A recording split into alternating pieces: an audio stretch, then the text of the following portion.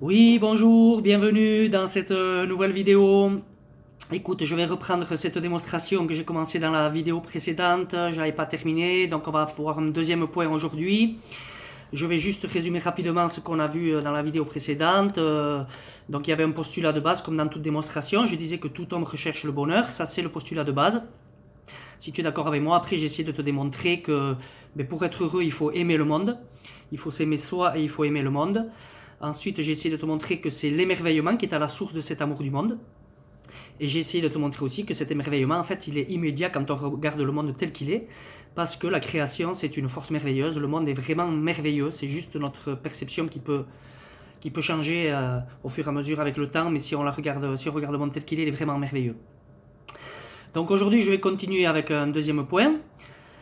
Je vais essayer de te démontrer que quand on voit donc toute cette magie bienveillante dans notre monde comme ça, et dans notre condition aussi d'être vivant sur Terre, quand on en arrive là, apparaît en soi directement la notion de moralité, c'est-à-dire notre conscience du bien et du mal. Et après, je vais essayer un petit peu d'analyser le mal, et je vais te démontrer que déjà que le mal c'est pas le bon chemin, et que parce que quand on voit le bien partout en action dans le monde, justement, on peut décider que de s'y consacrer, de juguler le mal et d'essayer d'épouser cette force positive qui anime toute chose autour de nous. Donc, s'abstenir de cette moralité avec un regard comme ça, émerveillé, évidemment, ça reviendrait à sortir directement de l'harmonie du monde. Donc voilà ce que je vais essayer de te démontrer aujourd'hui. Alors tu te dis peut-être ici que, bon, mais je vous parle d'une intelligence, mais de quelle intelligence je vous parle, ou je vous parle aussi d'une bienveillance, mais de quelle bienveillance je peux bien vous parler dans un monde où les animaux se dévorent les uns les autres, où des catastrophes modifient la terre entière, des tremblements de terre, des pandémies, des incendies, ce que vous voulez. Un monde aussi et surtout où les hommes se battent constamment, se déchirent, s'entretuent, beaucoup de manipulations, il y a des gens qui tombent malades, il y a beaucoup de gens qui souffrent sur Terre, la faim, la misère, etc. Il y a des gens aussi qui sont capables vraiment de faire n'importe quoi, de vendre père et mère juste pour gagner un mètre carré chez leurs voisins. Alors de quelle bienveillance je peux bien vous parler quand on voit le monde dans un tel état. Donc en gros la question c'est si la création est bienveillante, que fait le mal alors dans cet univers ou du moins sur cette terre. Alors je ne sais pas si vous connaissez la fameuse aporie du Moyen-Âge. À cette époque, croire en Dieu à cette époque, au Dieu des ecclésiastiques, à la définition très précise de Dieu des ecclésiastiques, c'était obligatoire. Alors évidemment, on pouvait ne pas y croire dans son profond intérieur, on pouvait tenter de le contester dans un petit cercle d'amis comme ça, mais c'était vraiment interdit de l'annoncer en public, sous peine de finir puni par l'Inquisition. Je ne sais pas si vous connaissez le cas de Giordano Bruno, c'est l'un des plus connus, mais bon, Giordano Bruno c'était un grand scientifique à l'époque. Il a fini comment? Il finit brûlé vif devant la foule, nu, la langue clouée sur un bois pour punir ses paroles. Uniquement parce qu'il postulait que l'univers est peut-être infini, qu'il existe peut-être d'autres mondes que le monde terrestre dans l'univers, que la Terre n'est pas forcément le centre de l'univers. Et cette vision, si vous voulez, ça allait à l'encontre directe de la vision des catholiques. Cette vision qui décentrait comme ça le monde dans l'univers, c'était insupportable pour les catholiques. Et leur idéologie à eux, elle était vraiment irréfutable. Donc c'était blasphémé de penser comme Giordano Bruno. Et il fallait absolument carboniser ces idées, d'où la tragédie de la fin de sa vie et la tragédie pour beaucoup d'autres aussi. Vous connaissez un peu l'Inquisition, l'histoire peut-être bien, très bien aussi. Bon, voilà. Donc à l'époque, Dieu était vraiment théoriquement défini. C'était une entité qui était toute puissante, omnipotente. C'était une entité qui était aussi omnisciente, c'est-à-dire qu'elle détenait le savoir absolu. Et Dieu, c'était aussi une entité qui était parfaitement bonne, c'est-à-dire animée par de la bonté. Mais alors les hommes, ils se disaient, c'est très bien tout ça, mais le mal, il est pourtant bien présent sur Terre. C'était indéniable. Ils le voyaient bien, les hommes à l'époque. Il y avait qu'à voir les guerres, je sais pas, la peste, le crime, la torture, tout ce que vous voulez imaginer à cette époque et encore aujourd'hui. Et donc les hommes se disaient, mais le mal est présent sur Terre. Donc soit Dieu veut supprimer le mal, mais dans ce cas-là, il ne le peut pas. Donc il n'est pas tout puissant. Soit il peut le supprimer, mais dans ce cas-là, il ne le veut pas. Donc il n'est pas parfaitement bon. Donc il y avait comme ça une contradiction pour eux, mais évidemment si on analyse bien cette contradiction, elle est dans le langage, elle provient des possibilités limitées de la définition du Dieu des catholiques, elle ne provient pas de la réalité. D'ailleurs, c'est toujours comme ça, hein, si vous regardez un peu, c'est toujours la complexité qui engendre ses propres limites, comme ça. C'est d'ailleurs une stratégie qui est très utilisée de nos jours par les gouvernants, hein. Si vous regardez bien, la complexité, elle pénètre vraiment dans toutes nos démarches sociales, administratives, etc. On la trouve aussi dans le raisonnement des politiques, des intellectuels, tout ça. On appelle ça la technocratie, hein, cette complexité en toute chose qui apporte des limites partout. Et à chaque limite, évidemment, il y a des citoyens qui peuvent tomber et sortir le chéquier. Donc c'est pour ça que c'est volontairement organisé, cette complexité, pour donner beaucoup de limites. Alors que si on regarde le monde très simplement, tel qu'il est, les choses sont beaucoup plus ouvertes, il y a beaucoup moins de limites. Mais bon, je ne vais pas déraper sur ce sujet de l'état du monde, de l'état politique du monde, économique. Aujourd'hui, il y a beaucoup à dire. Il y a énormément de gens qui votent encore pour entretenir encore ce système qui fonctionne de mieux en mieux. Mais bon, tout ça, c'est un autre débat. Donc si on regarde bien, bien sûr que le mal existe sur Terre, c'est indéniable. Mais si on regarde encore mieux, on se rend compte que le mal, il est vraiment nécessaire en fait pour faire de l'homme un homme. Le mal, c'est un ingrédient qui est indispensable pour affiner la conscience en l'homme. Par exemple, quand on se cogne la tête contre un meuble, on prend beaucoup mieux conscience de son corps avec la douleur. Quand on perd un être cher, le chagrin, il affûte en nous cette sensation de manque et la valeur de la présence de cet être cher. Donc si vous voulez, la douleur, le mal, la souffrance, tout ça, ça affûte notre conscience de soi. Ça précise notre conscience et ça nous élève un petit peu, ça nous élève même beaucoup au-dessus des animaux en fait qui ne connaissent pas le mal.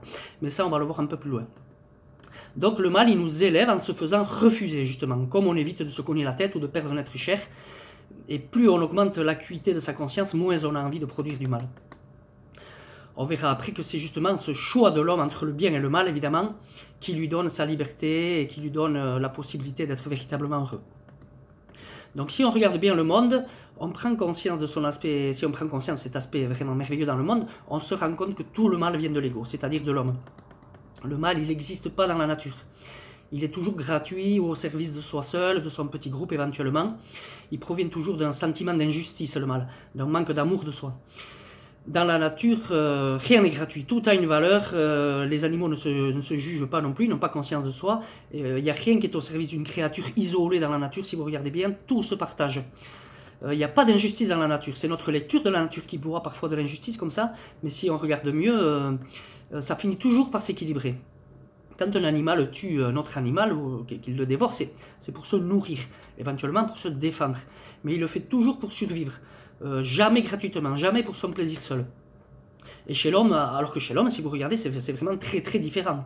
Je ne sais pas si vous regardez la luxure, je ne sais pas, les armes, les drogues, tous les détournements, le crime, le pouvoir, la fortune, la gloire, tout ça, ce ne sont pas des actions de survie. Tout ça, on ne meurt pas si on s'en passe. Tout ça c'est du mal perfectionné, hein, c'est du mal qui se dépasse lui-même. Évidemment, c'est le triste apanage des hommes, hein, puisque c'est les seuls. Le mal n'existe qu'en l'homme. Et en plus, il est très charmeur, le mal, il est très séduisant.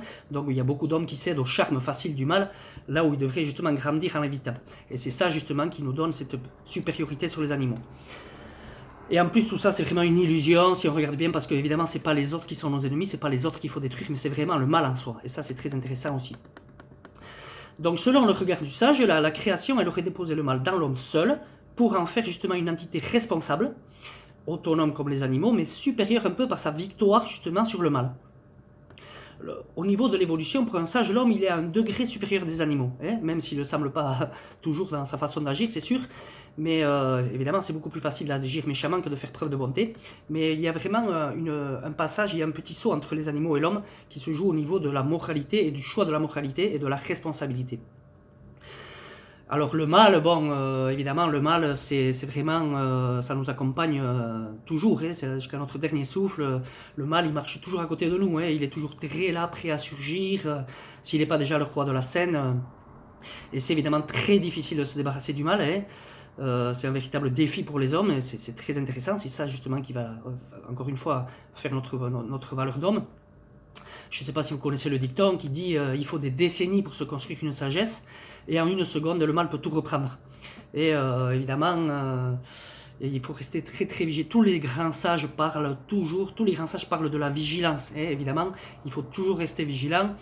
ça serait dommage de jeter en l'air comme ça des décennies de travail sur soi, d'efforts, de calme intérieur, d'acceptation de la différence, d'observation des choses et tout ça sur un acte violent ou sur un manque de maîtrise de soi comme ça, sur une impulsion du mal en nous, et ça serait dommage. Donc il faut être très très vigilant, c'est vraiment une vertu fondamentale de la sagesse. Après, si on regarde bien dans le monde concret aussi, dans les lois de la physique, évidemment, c'est un peu comme dans le monde de la moralité, on tombe beaucoup plus vite au fond d'un gouffre qu'on met de temps pour en ressortir. Si vous voulez, la chute, elle est toujours beaucoup plus rapide que tous les efforts à fournir pour s'extraire du gouffre dans lequel on a chuté. Donc, c'est vraiment un défi pour l'homme de se débarrasser du mal. C'est beaucoup d'efforts, et c'est ça qui est formidable, c'est ça qui nous donne notre valeur. Alors pour bien comprendre le mal, peut-être que vous avez peut-être l'impression d'être quelqu'un de très bien, tout ça, mais pour vous donner un exemple du mal, par exemple, on va parler des plaisirs et des désirs, qui contrairement au sens commun, justement, ce sont deux instruments du mal. Il n'y a rien de plus négatif, rien de plus éloigné des sentiers de la sagesse, et éventuellement de la saveur d'un bonheur vrai, que le goût effréné, le goût invétéré pour, je sais pas, le sexe ou la drogue ou le vin, les jeux, les armes, la nourriture, les écrans, le sport parfois. Tout ça, tout ce qui peut être désiré comme ça peut devenir addictif. Et l'addiction, évidemment, c'est un mécanisme du mal. L'addiction, ça ne nous rend pas heureux, jamais, jamais. Ça aussi, c'est encore une grande vertu de la sagesse, c'est la mesure. Si on pouvait résumer peut-être toutes les vertus de la sagesse à une seule, on parlerait de la mesure. Je sais pas, par exemple, si vous fumez une cigarette par an, c'est pas un manque de sagesse, le tout c'est de fumer une cigarette par an. C'est un exemple, mais voilà, donc c'est vraiment une question de mesure. Alors donc les plaisirs, les désirs, tout ça pour que vous compreniez bien où se situe le mal en vous. Je sais pas, les plaisirs par exemple, c'est vraiment comme l'arbre qui cache la forêt. Je veux dire, il n'y a rien de plus trompeur que l'apparence furtive comme ça d'un bien-être en satisfaisant un plaisir face à la mécanique des plaisirs en nous qui est structurelle et qui nous apporte avec un peu de recul, un peu de lucidité, beaucoup plus de manque et de soucis que de satisfaction. Et le désir, c'est pareil, le désir de prendre, le désir de garder, de tromper, de dominer. Tout ça, c'est un véritable piège qui ploie la tête des hommes vers le fond de la vallée et qui les porte dans un gouffre dans lequel ils vont s'engloutir pendant que le sage, lui, sur les hauteurs, il chante là-bas avec les petits oiseaux au prix du soleil. Pourquoi? Parce que les désirs, c'est pareil, la mécanique des désirs, c'est quelque chose de circulaire, ça tourne en rond, ça fait tourner l'âme en rond, et plus on satisfait de désir, plus ce désir prend de place dans notre âme, et moins on s'en sort. Donc c'est vraiment un cercle infernal. Tout cela, on peut tous le ressentir. On possède tous depuis très tôt dans l'enfance, à de rares exceptions malheureuses ou pathologiques, la notion du mal, cette notion de moralité, ce sens du devoir, on le possède depuis très petit. Comme la volonté par exemple, comme ça, ce sont des choses qui sont présentes en nous avec plus ou moins de puissance évidemment chez les uns chez les autres. Chez la grande majorité d'entre nous, maladies mentales mises à part, ou troubles de la personnalité, voilà. C'est sûr que les enfants qui sont handicapés mentaux, ou aussi des enfants qui sont non éduqués, ou éduqués dans la violence, le rejet, l'indifférence, l'humiliation, avec beaucoup de carences affectives comme ça, pour se construire, ils auront plus de difficultés. Évidemment, si un enfant qui manque d'amour, un enfant qui manque de sécurité, un enfant qui a peur de rentrer chez lui, qui a peur de retrouver son père et sa mère, un enfant qui n'a pas de règles, évidemment, de repères, évidemment, pour se construire, il aura beaucoup plus de difficultés à se construire naturellement. Et chez lui, évidemment, la notion de devoir, la séparation entre le bien et le mal, ça va être beaucoup plus difficile chez lui de trouver la limite entre les deux. Évidemment, on peut le voir aussi chez les animaux, chez tous les animaux par exemple qui vivent en troupeau ou en horde ou en colonie ou en essaim, tout ça, ils ont également une moralité, une moralité qui est plus forte que chez les animaux qui se développent seuls, qui sont solitaires. Je sais pas, ils développent des petites règles comme ça pour vivre ensemble. Si vous regardez bien, dans les mêmes conditions, un chat, c'est toujours un peu plus sauvage qu'un chien, ils n'ont pas le même comportement. Donc les enfants qui ont la chance d'avoir des parents qui les aident à se construire, ils vont très très vite intégrer une notion de moralité, le fait de vivre avec les autres, le vivre ensemble. Ils vont très vite comprendre que c'est bien de donner, de partager, de rester calme, de dire bonjour, etc. Alors que évidemment c'est mal de voler, de s'énerver, de frapper, d'insulter, tout ça. Voilà. Bon, je ne vais pas développer le point de l'éducation, évidemment. On entrerait là dans une psychologie du trouble, de la pathologie mentale, du trouble de la personnalité. Moi, ici, je vous parle d'une psychologie de la santé, du bien-être, de la sagesse. C'est une psychologie positive. Je vous parle du bonheur, donc je ne développe pas trop là-dessus. Donc, ce qu'il faut savoir, c'est que c'est qu'on est tous tissés, si vous voulez, par les mêmes fibres. On est tous composés de pensées, d'émotions, de sentiments. On a tous une volonté, une conscience de soi, une moralité, tout ça. Et après, évidemment, selon notre histoire, eh bien, chaque étoffe est différente. Et c'est ça un peu le miracle de l'humanité. C'est ça qui est très stimulant dans notre vivre ensemble. C'est que, eh bien, on va tous devenir des entités uniques alors qu'on se ressemble énormément. Donc, pour revenir sur le mal, donc, je vous disais que le mal, il a pour fonction de porter les hommes à choisir justement le bien d'une manière autonome, responsable, par ses propres efforts, par sa décision consciente. Est-ce que c'est ça qui nous différencie principalement des autres mammifères? C'est cette responsabilité, cette conscience de soi. Alors pourquoi choisir le bien si difficile là où le mal est si facile? Mais justement, on le tente quand on voit justement que c'est une force positive, une force du bien qui dirige l'évolution de l'univers, que c'est une bienveillance qui est cristallisée en toute chose et qui donne cette harmonie de l'ensemble. Quand on nettoie bien sa conscience polluée par les médias, tout ça, on n'a qu'une envie, c'est d'épouser ce mouvement global de la création, de se consacrer au bien, à l'amour, de suivre un chemin de sagesse. Ne pas le suivre, ça serait immédiatement rédhibitoire. Et ça reviendrait à sortir directement de l'harmonie du monde. Voilà. Donc, en plus, toute cette vision-là, elle nous montre beaucoup plus de choses. Elle nous montre que la vie a un sens, elle nous montre qu'il n'y a pas de hasard, mais une intelligence et une bonté dans les choses. Elle nous montre que la nature, chaque être vivant dans la nature a une dignité, une beauté, une fonction, que l'homme a une mission, celle d'élever justement cette conscience. Et donc, à partir de là, on a envie de se consacrer, d'épouser dans son profond intérieur ce mouvement global de la création. Alors je sais pas, comme les mots fléchés, par exemple, c'est un travail sur l'intellect, comme le footing, c'est un travail sur le corps physique.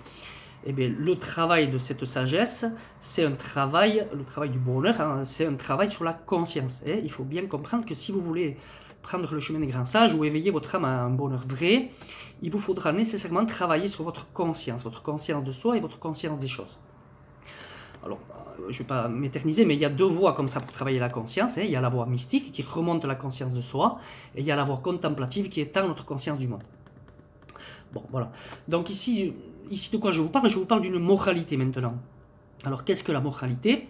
On peut la définir comme une attitude ou une conduite dans le monde du bien et du mal. L'esthétique, par exemple, ça traite du beau et du laid. La justice, ça traite du vrai et du faux. Et la moralité, ça traite du bien et du mal. Qu'est-ce qui est bien, qu'est-ce qui est mal? Voilà au moins intellectuellement ce que c'est la moralité. Et donc, je répète encore, mais c'est le côté démonstratif, mais il y aurait vraiment, il y a un lien évident entre l'émerveillement et la moralité. Vous l'avez bien compris, quand on s'émerveille devant le monde, qu'on voit l'impulsion du bien dans chaque chose, on n'a qu'une envie, ne pas lui faire de mal, ne pas le blesser, ne pas rompre cette harmonie par une vie malsaine ou nocive, voilà. À part le fou, qui sait qu'il aurait envie de casser le plus bel objet qui procède comme ça. Et après, quand on ne s'émerveille pas devant le monde, évidemment, on a une vision différente et on peut voir cette notion de moralité comme ce concept du devoir un peu, on peut le percevoir comme une espèce d'injonction, comme quelque chose d'extérieur, de dominateur, de liberticide. Mais quand on s'émerveille devant le monde, eh bien, on le voit, cette notion, elle devient vraiment intérieure. Et elle émerge naturellement dans l'esprit. Elle devient un cap très personnel, quelque chose de très très près de soi. Et c'est cette moralité-là dans cette moralité-là, c'est le point vraiment qui fait de l'homme un homme. Voilà. Voilà, donc je disais plus haut que l'étonnement du scientifique, c'est le comment les choses fonctionnent-elles. Et je disais que l'étonnement du philosophe, c'est le pourquoi, et que l'émerveillement du sage, c'est le pourquoi. Pourquoi les choses sont là, pourquoi elles sont ce qu'elles sont, etc. Alors on peut se demander, mais alors pourquoi l'homme existe? On peut se dire, puisque tout a une fonction dans l'univers, quelle est la fonction de l'homme? Alors si on observe bien les conditions de la Terre, on se rend compte que l'homme, en fait, c'est vraiment une créature qui est plus élaborée que toutes les autres créatures sur Terre. Nous, les hommes, on est le seul animal sur cette Terre qui s'élabore lui-même, justement. en nous cédant comme ça cette conscience de soi et cette capacité de produire des actes en responsabilité dans quasiment tous les domaines de l'esprit, la création, elle a formé l'être humain un peu comme une miniature d'elle-même. C'est une image, mais c'est une image édifiante, je pense. Et donc, bien sûr que l'homme actuel, c'est peut-être, et c'est d'ailleurs très probablement qu'une étape d'un homme encore supérieur, encore peut-être plusieurs fois supérieur. Je ne sais pas si vous connaissez Nietzsche. Pour Nietzsche, Nietzsche disait l'homme est un pont. Et en attendant le surhomme, il disait l'homme est un pont.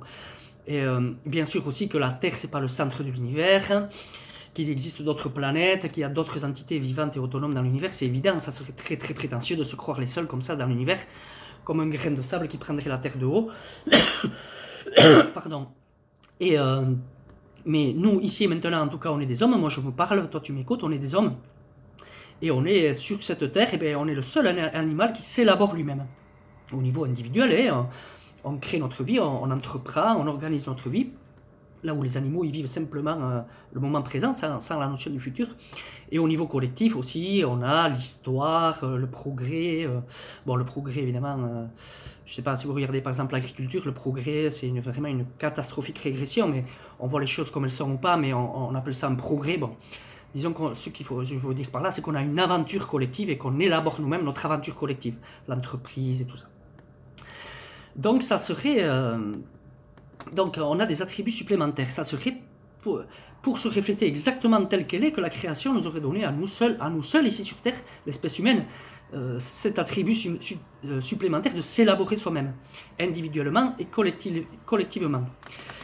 Et on a beaucoup de, si vous voulez, notre faculté de conscience, comme les animaux, notre conscience de soi au-dessus des animaux, notre capacité d'agir, de modifier les éléments de la nature, notre notion du temps, du futur, qui nous permet de nous organiser, puis cette moralité, la notion du bien, du mal en nous, tout ça, ce sont des dons supérieurs sur Terre de la création.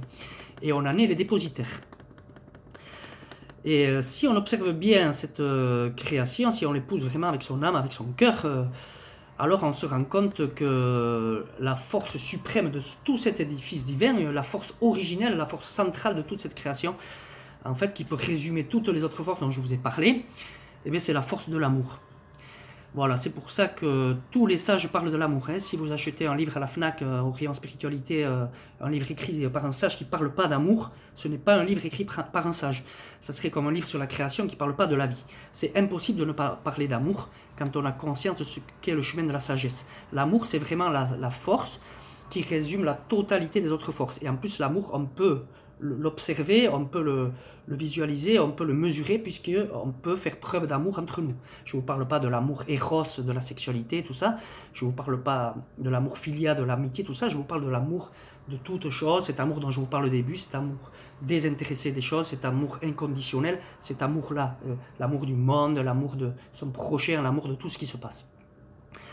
Donc la force suprême qui est déposée dans toute chose, c'est la force d'amour. C'est un peu plus difficile à voir, mais en observant lentement, en prenant le temps d'observer les choses, vous allez y arriver. Il y a vraiment de l'amour cristallisé en toute chose autour de nous. C'est ça que voit le sage quand il regarde les nuages. Une abeille, il voit de l'amour. Et de l'amour qui est déposé dans toute la matière, dans les énergies, les formes, les mouvements, dans tous les échanges et tout ça. Et si vous voulez, pour un sage, l'amour... l'amour et la lumière du Big Bang, c'est exactement la même chose. La lumière du Big Bang, c'est exactement la même chose, mais à deux niveaux différents. Au niveau physique, au niveau matériel, concret, il y a la lumière du Big Bang qui nous permet de voir le monde de l'extérieur vers nous, elle nous éclaire pour voir le monde.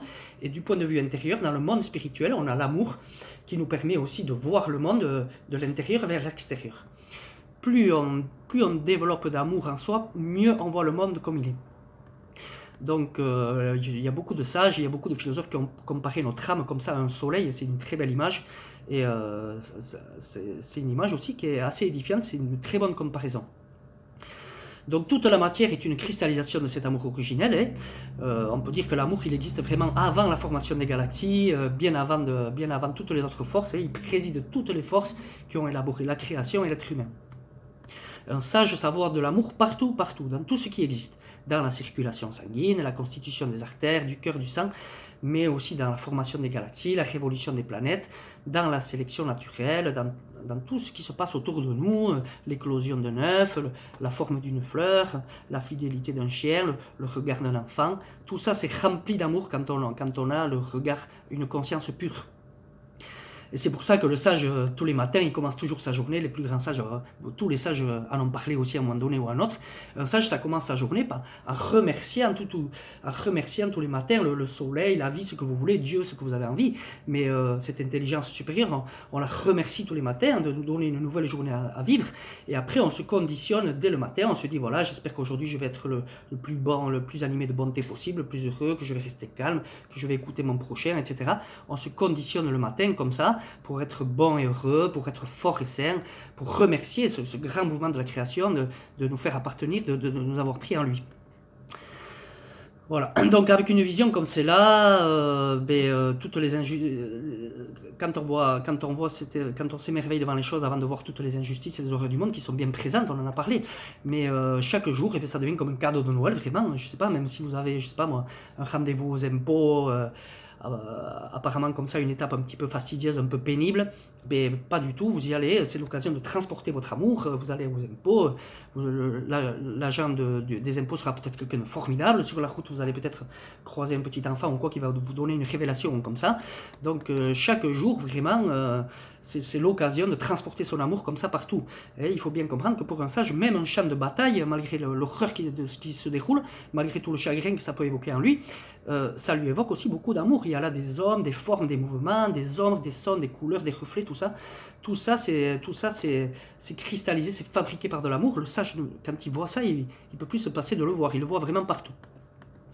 Donc grâce au dépôt de cet amour en l'homme, la création, elle aurait pu se projeter comme ça hors d'elle-même et grandir encore, comme si l'homme était la continuité de cette création. Si la création avait des limites, elle ne serait peut-être pas la création. Une œuvre, ça ne s'achève jamais, à part si on la détruit, comme l'ont fait tous les grands dictateurs. Ils ont détruit comme ça les œuvres qui s'opposaient à leur idéologie. Mais si on ne détruit pas une œuvre, qu'elle ne se dégrade pas avec le temps, et ce n'est pas le cas de la création, de l'évolution, une œuvre, ça perdure toujours dans l'âme de ceux qui la contemplent. Et c'est ça la mission des hommes, c'est de regarder cette œuvre d'art autour de nous, ce chef-d'œuvre organisé, et de s'inscrire consciemment dans ce mouvement global et merveilleux de la création. Retrouver le cycle de la nature, calquer notre esprit sur cet amour de la création. Voilà.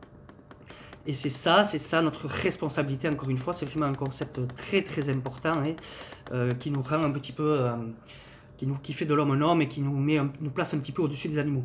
Alors c'est vrai que je compare souvent l'homme aux animaux ici, mais c'est justement pour garder un petit peu ce côté de la démonstration, pour faire un peu comme les scientifiques. Tous les scientifiques, bon ça dépend des sciences, mais les scientifiques qui traitent de la vie et tout ça, ils comparent l'homme aux animaux, et donc je le fais pour ça. Mais il ne faut surtout pas croire que les animaux, ce sont des créatures qui sont inférieures à nous. C'est nous qui avons des sentiments comme ça de supériorité. Ils ne sont pas du tout inférieurs à nous. Par exemple, au niveau physique, au niveau des performances physiques, les animaux ils sont beaucoup plus affûtés que nous. Au niveau émotionnel, les animaux aussi sont souvent beaucoup plus affûtés que nous aussi. Et même au niveau de la conscience, si vous prenez un animal dans son élément, je ne sais pas, un orque dans l'océan, un chimpanzé dans la forêt, il a une conscience de ce qui se passe autour de lui qui est très très fine, très affûtée, une conscience redoutable, beaucoup plus affûtée que la conscience de n'importe quel homme, même qu'un pygmée ou qu'un papou. Donc les animaux, ils ne sont pas naturellement inférieurs à l'homme, ils sont différents, ils n'ont pas la conscience de soi, ils n'ont pas la responsabilité, mais ils ont des facultés qui sont... ils n'ont rien à nous envier au niveau de la conscience, au niveau des performances physiques et tout ça. Voilà.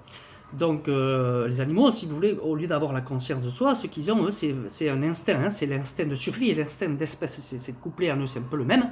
C'est ça qui anime toute leur réaction, là où nous, on a plus de recul et où on possède une conscience, quoi. Je sais pas si pour bien comprendre cette différence entre l'homme et les animaux, si vous regardez un chat ou un chien par exemple, ça ressemble toujours beaucoup plus à un chat ou un chien qu'un homme à un homme. Et si vous prenez, je sais pas, vous prenez un chien en France, vous prenez un chien au Chili, vous prenez un chien en Angola, vous prenez un chien en Sibérie, vous les regardez, ils se ressemblent beaucoup, ils grognent pareil, ils se grattent pareil, ils font la fête pareil. Alors que les hommes, ils ont des réactions beaucoup moins prévisibles, ils ont une originalité qui est beaucoup plus marquée. Ça vient justement de cette conscience de soi, du fait que, si vous voulez, les animaux, ils ont une âme groupe qui l'emporte sur leur âme individuelle. Tandis que nous, notre âme individuelle, notre moi, notre je, l'égoïsme et tout ça, elle est beaucoup plus prégnante en nous que notre âme de groupe, de plus en plus. Dans l'Antiquité, les hommes se sacrifiaient comme ça pour leur tribu, maintenant de moins en moins. L'ego est en train d'émerger dans notre histoire, bon, mais c'est... voilà, quoi. Donc les animaux, ils sont un peu différents, ils ont une âme groupe comme ça. Alors là, on arrive sur la naissance de l'ego, je ne vais pas vous parler de l'ego parce que l'ego, bon, il y aurait énormément de choses à dire. Hein. L'ego, vous voyez ce que c'est très rapidement, mais je ne sais pas, l'exemple de Bouddha aussi, si vous cassez un objet, bon, on va dire, vous cassez votre montre, bon, Bouddha, je ne sais plus de quel objet il parlait, mais vous avez une jolie montre, vous la cassez, mais qu'est-ce qui vous arrive? Vous pestez, vous êtes en colère, tout ça. Si c'est votre voisin qui a exactement la même montre que vous, qui la casse, bon, au mieux, vous faites un peu preuve de compassion, au pire, vous vous en fichez complètement. Et l'ego, c'est justement le fait de... C'est exactement la même chose qui se passe sur Terre à cet instant-là, c'est le même objet qui est cassé, mais si c'est le vôtre, ça vous embête un peu plus que si c'est celui du voisin. L'ego, c'est ça, hein, c'est la première personne du singulier. On peut dire tu à plein de gens, on peut dire il de plein de gens, mais on peut dire je que de soi-même. L'ego, c'est ça. Bon, je ne vais pas parler de l'ego. Ce que je vais faire, c'est que, écoutez, je vais finir en vous disant que, en nous dotant donc de cette conscience qui est beaucoup plus fine, beaucoup moins crépusculaire que celle des animaux, hein, elle est probablement moins vaste peut-être, mais elle est beaucoup plus précise, plus pointue. En nous dotant aussi d'un esprit unique, comme ça, d'une âme singulière, la création, elle nous a conçus un petit peu comme un miroir. C'est une image utilisée aussi par certains sages. C'est une bonne image. Elle nous a donné cette possibilité de devenir des créatures pas seulement autonomes comme les animaux, mais vraiment dotées d'une liberté beaucoup plus élaborée, d'une liberté supérieure. Cette responsabilité dans le domaine moral. Hein. La responsabilité de soi, du monde, de tout ce qu'on crée dans le monde, de nos actes, nos pensées, nos intentions, de notre comportement sur Terre, tout ça. Si la création nous avait directement donné la liberté, notre autonomie n'existerait pas et on serait incomplet pour la refléter dans toute son ampleur. Voilà, c'est ce qu'on commence à comprendre petit à petit en s'émerveillant devant le monde. Hein. On est tous un reflet de la création, on est une miniature comme ça de l'intention initiale des mondes. Et évidemment, notre conscience est comme un miroir. Évidemment, si ce miroir il est cassé, l'image du monde qui nous renvoie, elle est complètement désorganisée. Hein. Voilà, ça c'est le dernier point de la démonstration. Alors bon, oui, je vais finir en faisant un petit résumé, puis on continuera la prochaine fois. Donc jusqu'à présent, je vous ai dit quoi? Je vous ai dit que tout homme recherche le bonheur, que pour être heureux, il faut aimer le monde et s'aimer soi, que c'est l'émerveillement qui est à la source de cet amour du monde, que cet émerveillement, il est immédiat quand on regarde le monde comme il est, parce que le monde est merveilleux, que quand on en arrive là, apparaît en soi la notion de moralité, la conscience du bien et du mal, et que quand on voit le monde, tout le merveilleux du monde autour de nous, on n'a qu'une envie, c'est d'épouser cette force positive, cette intelligence, cette bienveillance, et donc de choisir le bien dans le domaine de la moralité. Voilà. S'abstenir de choisir le bien, ça reviendrait à sortir du monde. Voilà ce que je vous disais. Et je vous disais que si le mal existe, il existe qu'en l'homme, justement pour le porter à ce choix. Et dans sa conscience de soi, d'une manière autonome, par son propre choix, par sa responsabilité. Et c'est ça qui fait de l'homme un être un petit peu au-dessus des animaux, avec une liberté beaucoup plus élaborée que celle des animaux. Allez, je m'arrête pour aujourd'hui, j'ai plein de choses à vous dire, on verra, je continuerai peut-être une prochaine fois. Bonne journée ou bonne nuit, je ne sais pas à quelle heure tu me regardes, et à très bientôt, bye bye.